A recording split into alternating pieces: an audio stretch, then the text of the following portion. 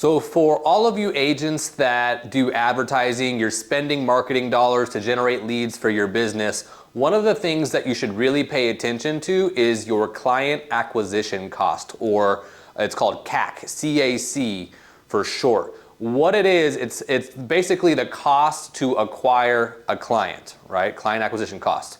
So it's not always, it could be, but it's not always the total amount of the marketing budget for that specific campaign. It's not the cost per lead. It's not the cost per click, depending on like what type of ads you are running, whether it be social media or Google PPC or Google LSA, radio, TV, billboards, all of the different advertising ways to generate business. So I want to explain what client acquisition cost is in real estate, how I use it. If I can even spell acquisition right.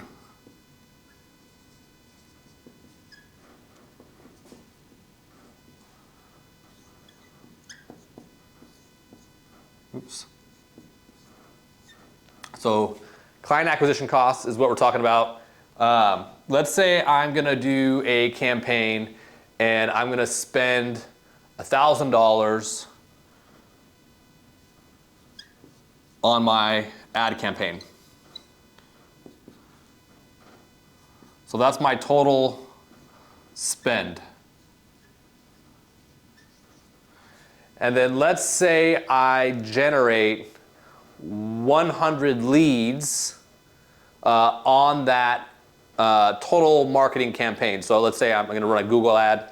I generate 100 leads, and which means I'm going to pay I'm basically paying $10 per lead, right? A lot of people understand that. They understand what their cost per lead is or their cost per click, because that's what's fairly easy to set up and do when you're setting up either like social media ads, meta ads, or Google ads. What a lot of people don't pay attention to is the cost of the actual client. So if I get 100 leads, that equals a $10 cost per lead. So I generated these leads, so I'm getting leads at $10. But let's say now, out of those 100 leads, I only get 2 sales. Right, I close 2 deals, or I sell 2 things, whatever type of business I'm in. I get 2 sales.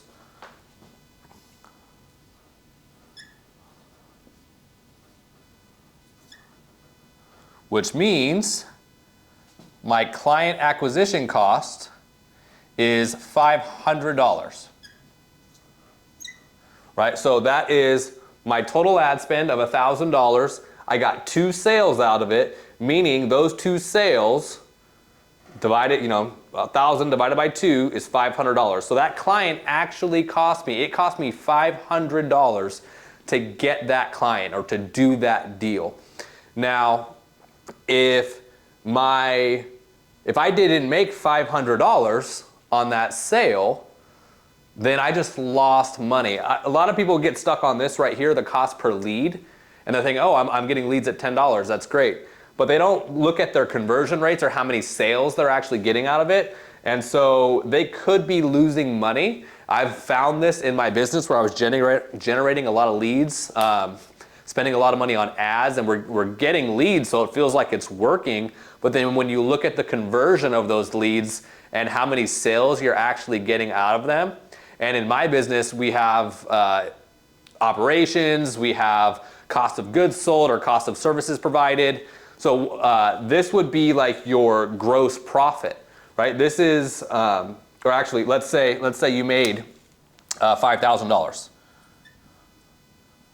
on the sale, minus your $500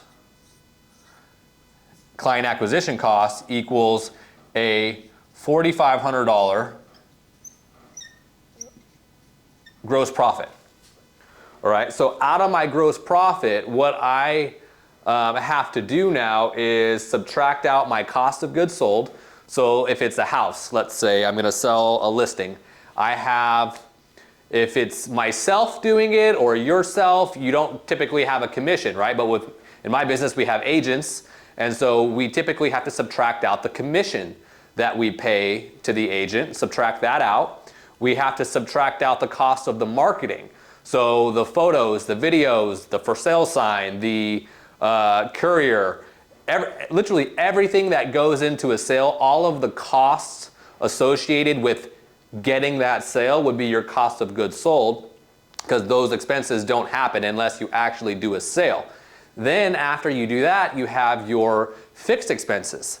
So the way that I do this is I will take the total fixed expenses, so the transaction coordinator salary, office space, printing, anything like that, that's always gonna be there, and you can divide that by the total number of transactions that you do, and that will give each, it will basically allocate a certain dollar amount that you would subtract from your gross profit, and that's gonna tell you what your net profit is at the end. So let's say, for easy math, my cost of goods sold was 500. And then my expenses for operations, anything that your fixed expenses were $1,000. Now I'm going to subtract, so 500 and 1,000, 1,500. Now I'm going to subtract out that from my gross profit, which is going to leave me my net profit,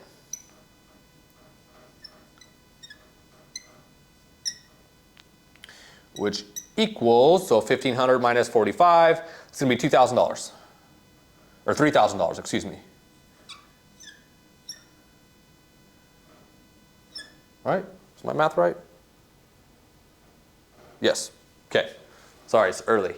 So my net profit is going to be $3,000 on that sale. So what everyone gets stuck on is how much they made. So I made $5,000, but they're not subtracting out the cost of the client, which was $500. So that left them with $4,500. Then after that, they have to subtract out the cost of goods sold, which was $500. So think the cost of actually delivering on the promise that you made at the appointment when they signed up with you or they hired you. And then I subtract out my fixed expenses, my daily operational costs, and then that left me with a $3,000 net profit. So this would be a profitable lead source in this instance. But let's say you, let's erase all this now. Let's say you didn't make $5,000. Let's say you only made $1,000 or $2,000. Let's say you made $2,000. Subtracted from your client acquisition cost of 500 equals 1,500. We'll use the same example as before. We have a cost of goods sold of $500, and we have expenses, operational costs of 1,000.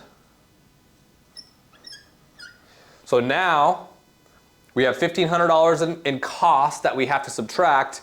I only made $1,500, so my net profit is zero. I broke even on this deal, and actually, if you think about it, expenses don't usually include your time, right? So if you were to put a dollar amount on the amount of time that you spent, you probably lost money on this deal, which I have done before. I have figured out on certain lead sources and certain marketing campaigns that once you actually subtract out everything that goes into doing that deal or providing that service, you actually lost money, especially when you consider your time that you put into it and the opportunity cost of, if I wouldn't have taken, and especially in real estate, these deals, they can take 30, 60 days or more.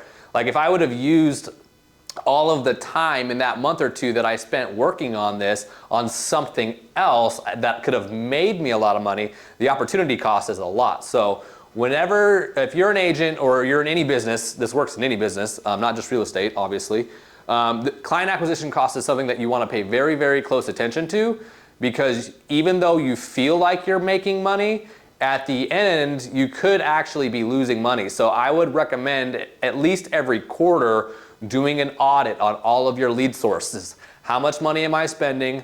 What is the gross that I'm making? Subtract out all of the costs to find out what your actual net is, and that's what you can figure out what your ROI is on your ad spend, your true ROI. And just make the decision if you want to continue with that lead source or not continue with that lead source, or double or triple down on it. If it's really profitable, that's something you want to keep doing and you want to do more of. And then you want to find the ones that aren't profitable or are a lot less profitable and usually eliminate those so that you can focus on what's going to produce the highest return on investment. So that's it for the video. Hope you enjoyed it. See you in the next one.